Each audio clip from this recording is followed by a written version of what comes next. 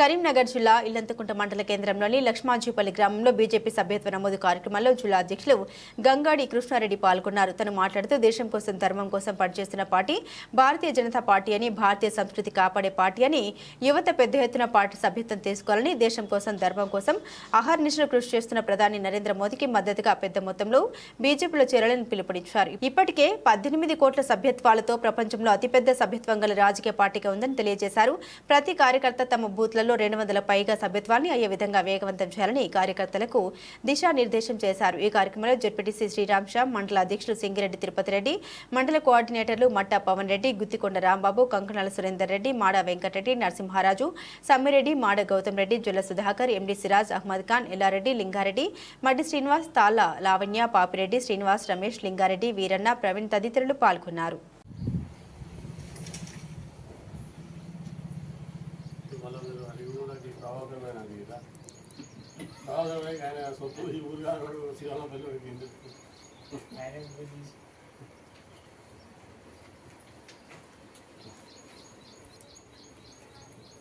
ఇలా బలమైన అత్యధిక మెంబర్షిప్ చేయించాలన్న ఉద్దేశంతో ఇవాళ అనేక హుజురాబాద్ నియోజకవర్గంలోని అన్ని మండలాల్లో ఈ యొక్క సభ్యత్వ నమోదు ఈ కార్యక్రమాన్ని పరిశీలించడం కోసం పర్యటన చేయడం జరుగుతున్నది. దానిలో భాగంగా ఇల్లంతకుంట మండలం లక్ష్మాజీపల్లి గ్రామానికి రావడం జరిగింది. ఇవాళ భారతీయ జనతా పార్టీ మాత్రమే ఇవాళ దేశాన్ని అభివృద్ధి పదంలో నడిపించడానికి భారతీయ జనతా పార్టీ అయితేనే సాధ్యమవుతుందని చెప్పి ప్రజలు ఇప్పటికే నమ్మిరు. 3 సార్లు భారతీయ జనతా పార్టీకి అధికారం ఇచ్చారు.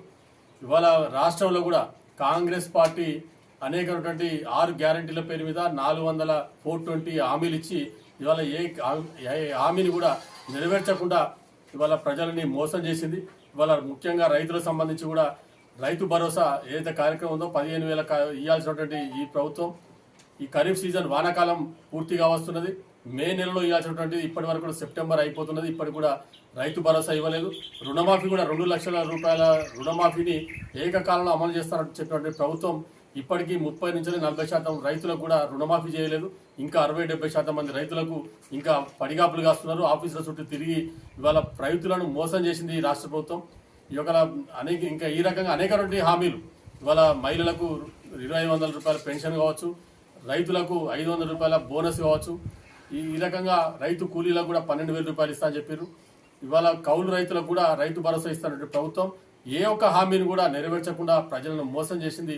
ఇవాళ కాంగ్రెస్ పార్టీని ఎండగట్టాలన్నా ఈ యొక్క రాష్ట్ర ప్రభుత్వాన్ని ఇచ్చినటువంటి హామీలు అమలు పరచడం కోసం ఒత్తిడి చేయాలన్నా ఇలా భారతీయ జనతా పార్టీ మాత్రమే ఇవాళ రాష్ట్రంలో ప్రత్యామ్నాయ శక్తిగా ఉన్నది. కాబట్టి